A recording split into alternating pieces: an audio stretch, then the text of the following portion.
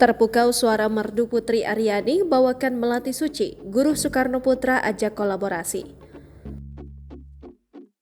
Guru Soekarno Putra memuji penampilan Putri Aryani saat menyanyikan lagu Melati Suci pada acara HUT ke-78 Kemerdekaan RI di Istana Negara pada 17 Agustus. Lagu Melati Suci ini diciptakan Guru Soekarno Putra. Penampilan Putri Aryani saat membawakan lagu Melati Suci membuat undangan yang hadir di Istana Negara sangat terenyuh, bahkan guru yang hadir turut menikmati. Meski dibawakan Putri Aryani dengan gaya berbeda, guru mengapresiasi suara merdu pemenang Golden Buzzer America's Got Talent. Sebelumnya, pihak Kementerian Pendidikan pun sudah meminta izin untuk membawakan lagu-lagu ciptaan guru dalam upacara detik-detik proklamasi ke-78 tersebut. Guru bangga dengan Putri Aryani di usia yang masih muda meski dengan kekurangannya bisa tampil memukau. Guru menceritakan ada rencana untuk mengadakan pagelaran besar di bulan Oktober dengan menggandeng Putri Aryani.